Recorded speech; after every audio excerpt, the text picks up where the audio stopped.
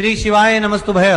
ओम नमः शिवाय। माताएं बहनें भाइयों, जैसा कि आप सभी लोग जानते हैं कि 19 मई 2026 मंगलवार के दिन तृतीया तिथि पड़ रही है। इस दिन आपको यह उपाय जरूर करना है।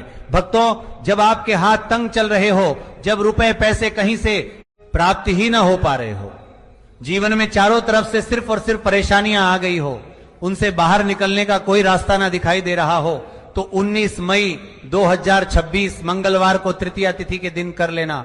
एक लौंग का जोड़ा वाला यह एक उपाय होगी। हर मनोकामना पूरी मिलेगी, सभी दोषों से मुक्ति, इतना धन आएगा कि संभाले नहीं संभाले। कोई दुख और परेशानी है जो कि वो अपने लिए ही करना चाहता है, इस वाले उपाय को तो वो खुद अपने लिए भी कर सकता है। बाकी अगर कोई घर में से ऐसा है जो कि अब अपने पूरे घर परिवार की सुख और शांति के लिए ये वाला उपाय करना चाहता है, तो भाई वो भी कर सकता है, उसमें भी कोई दिक्कत वाली बात नहीं है। कहने का मतलब ये है कि इस उपाय को हर एक सदस्य भी कर सकता है और पूरे घर परिवार के सदस्य के लिए घर की बड़ी माताओं बहनों में से कोई एक माता बहन भी कर सकती है। माताएं बहनें अगर घर में उपस्थित ना हो या वे यह वाला उपाय ना कर पा रही हो, तो फिर घर का कोई बड़ा सदस्य भी इस 2 लौंग वाले उपाय को कर सकता है, चाहे फिर वह पुरुष ही क्यों ना हो, उसमें कोई भी दिक्कत वाली बात नहीं है। अब दोस्तों, इस लौंग वाले उपाय को हमें करना कहां पर है? देखो, हमें शिवलिंग के पास में जाकर करना है। बहुत सारे लोग प्रश्न करते हैं हर एक उपाय को करते समय, क्या हम इस उपाय को घर पर या मंदिर में कर सकते हैं? देखो, तो इस वाले उपाय को आप मंदिर में करोगे तो अच्छा रहेगा, घर पर नहीं करना है इस वाले उपाय को। उसके बाद में दोस्तों जो अगला प्रश्न निकल कर आता है वो ये आता है, इस उपाय को लेकर के आखिर इस उपाय को हमें किस समय करना है? सुबह के समय करना है कि शाम के समय करना है? तो देखो, इस वाले उपाय को आप लोग सुबह के समय भी कर सकते हो और शाम के समय प्रदोष काल में भी कर सकते हो। अब अगर आप पूछो कि भाई सब सबसे उत्तम समय कौन सा रहेगा इस 2 लौंग वाले उपाय को करने का, तो हम आपसे बस यही कहेंगे कि इस उपाय को आप शाम के समय करेंगे तो भी अच्छा होगा, उसमें कोई भी दिक्कत वाली बात नहीं है। तो अब दोस्तों, जो अगली सबसे बड़ी और महत्वपूर्ण बात आती है वो ये आती है कि सुबह अगर हम उपाय को करेंगे तो हमें कितने बजे से लेकर कितने बजे तक के बीच में करना है, और शाम के समय प्रदोष काल में करेंगे तो हमें कितने बजे से लेकर कितने बजे के बीच में करना है। तो देखो, सुबह जितनी जल्दी हो सके आप उपाय को करने की कोशिश करना। बाकी अगर किसी कारणवश लेट भी हो जाओ, थोड़ी देर भी हो जाए, तो 10 या 11 बजे तक भी आप उपाय कर लेना, पर 12 बजे से ज्यादा देरी ना हो, ठीक है? इस बात का ध्यान रखना। उसके बाद में दोस्तों, अगर शाम के समय प्रदोष काल की बात करें, प्रदोष काल का जो समय है होता है वह शाम के 6 बजे से शुरू हो जाता है। मतलब शाम के 6 बजे से लेकर 7 बजे के बीच का जो समय होता है, यह समय प्रदोष काल का समय होता है। पर अभी जो मौसम चल रहा है, इस मौसम में जो है शाम बहुत देरी से होती है, तो आप इस उपाय को 7 बजे या 8 बजे के बीच में भी कर सकते हो। मतलब शाम के 6 बजे से रात 8 बजे के बीच में आप कभी भी इस वाले उपाय को कर सकते हो, उसमें कोई भी दिक्कत वाली बात नहीं है। परंतु मंगलवार के दिन कोशिश करना कि समय के अंतर्गत ही कर लो। किसी कारणवश ना कर पाओ तो थोड़ा देरी से भी कर सकते हो, आपको उपाय का फल जरूर मिलेगा। देखिए, इस वीडियो में जितने भी उपाय हम आपको बताएंगे सभी उपाय सरल है। देखो, गुरुजी ने कहा है कि मंगलवार के दिन आपको चौमुख दीपक वाला उपाय तो अवश्य ही करना चाहिए। वीडियो के अंतिम में आपको उपाय बताया है जो आपको करना है। देखो, आगे बढ़ने से पहले वीडियो को एक लाइक जरूर करें। देखो, सबसे पहला उपाय, यदि आपके जीवन में कर्जा बहुत अधिक है, आपके जीवन में संकट बहुत अधिक रहते हैं, आपके ऊपर बहुत अधिक विपदा आ रही है, बार बार आपको अपने आ में और अपने धन में हानि देखने को मिल रही है, यानी कि आपको प्रत्येक कार्य में हानि हो रही है, तो आपको यह उपाय करना चाहिए। देखिए, इस उपाय के लिए आपको मात्र 1 लौंग का जोड़ा लेना है, यानी कि 2 फूल वाली लौंग लेनी है। साथ में आपको मात्र थोड़ा सा शहद लेना होगा और इसी के साथ में आपको तांबे के पात्र के अंदर शुद्ध जल लेना होगा। अब देखिए, इन सभी सामग्रियों को लेकर के आपको भगवान शिव के मंदिर में पहुंच जाना है। देखिए, ये उपाय आप सुबह से लेकर शाम तक कर सकते हैं। तो वो सबसे पहले तो आपके पास जो 2 फूल वाली लौंग है उन्हें आपको शहद के अंदर अच्छे से डुबो है, यानी कि दोनों लौंग पर आपको अच्छे से शहद का लेपन कर देना है। अब आपको जो आपके पास एक लोटा जल है, सबसे पहले तो उसे शिवलिंग पर धीरे धीरे समर्पित करना है और श्री शिवाय नमस्तुभयम इस मंत्र का जाप करते हुए समर्पित कर देना है। अब आपके पास जो 2 फूल वाली लौंग है शहद से, उसे आपको शिवलिंग पर अर्पित करना है और आपको प्रार्थना करनी है कि जीवन में जो रोग की स्थिति है वह समाप्त हो, जीवन के जो संकट और समस्याएं हैं वह सभी समाप्त हो, जीवन से जो कर्ज की समस्या है वह समाप्त हो। इस प्रकार से प्रार्थना करते हुए ये जो 2 फूल वाली लौंग ही शहद संयुक्त इससे आपको शिवलिंग पर अर्पित कर देनी है। आपकी जो भी समस्या होगी इस मंगलवार के दिन अवश्य ही समाप्त हो जाएगी। तो इस प्रकार से आपको पहला उपाय करना है। अब हम बात कर लेते हैं दूसरे उपाय के बारे में। यह भी आपके मंगलवार के दिन कर सकते हो। भक्तों देखो ये उपाय आपके लिए सर्वश्रेष्ठ होने वाला है। देखिए इस उपाय के लिए आपको मात्र 5 हरे मूंग के दाने आपको साबुत लेने हैं, खंडित नहीं होने चाहिए।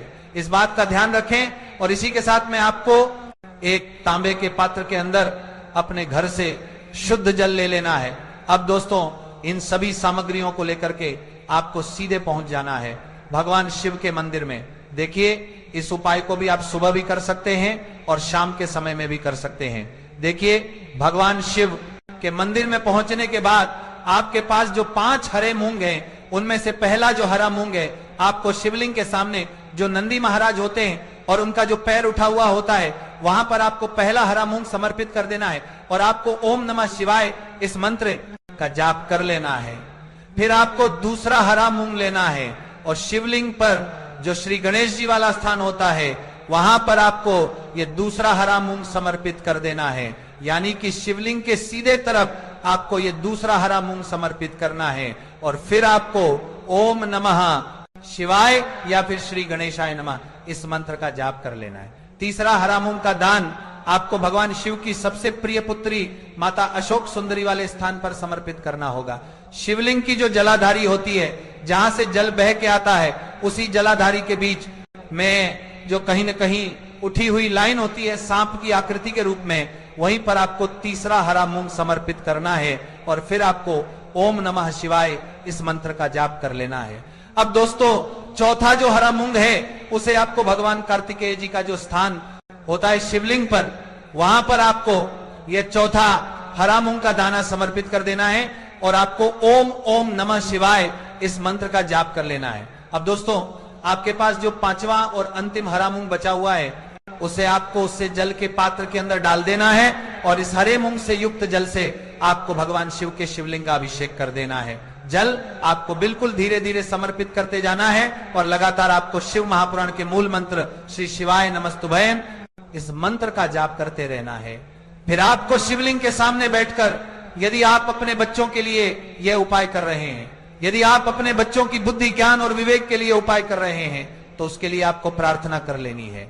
या फिर व्यापार में वृद्धि करने के लिए ये उपाय कर रहे हैं तो उसकी कामना करते हुए आपको प्रार्थना कर लेनी है।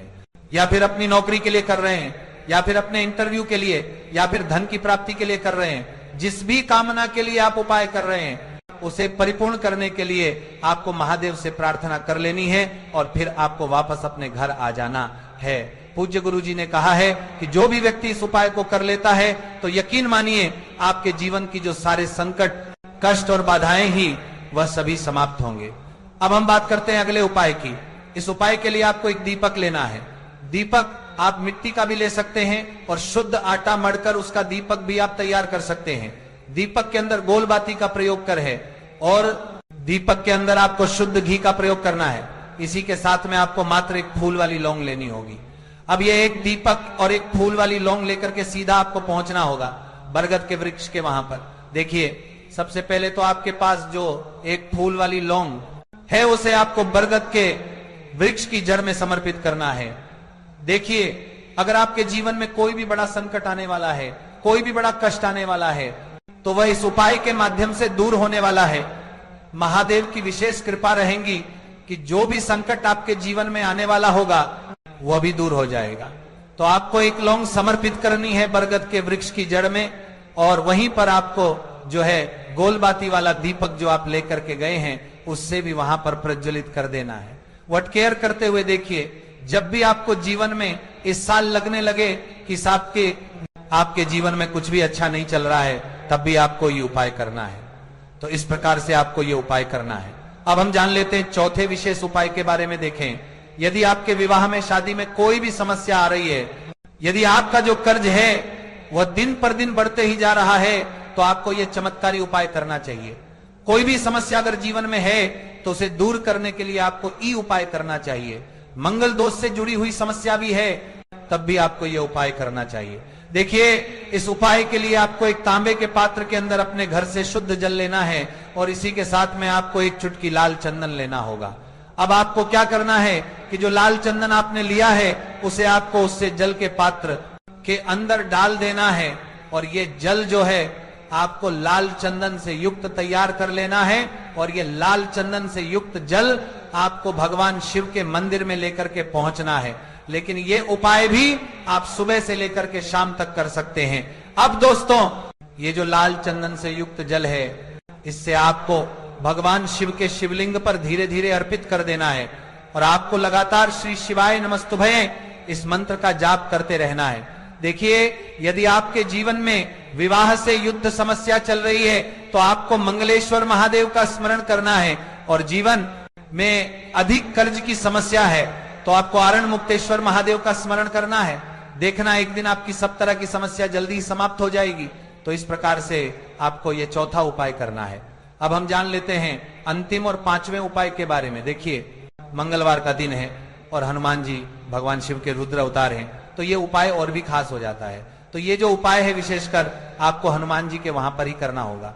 देखिए, जब भी आपको ऐसा लगने लगे कि आपके जीवन में जो कर्ज है वो समाप्ति नहीं हो पा रहा है, दिन प्रतिदिन बढ़ते ही जा रहा है, कष्ट जो है वह दिन प्रतिदिन बढ़ते ही जा रहे हैं, कष्ट जो है वह समाप्त ही नहीं हो पा रही है, यानी कि जीवन में जब भी कोई विपत्ति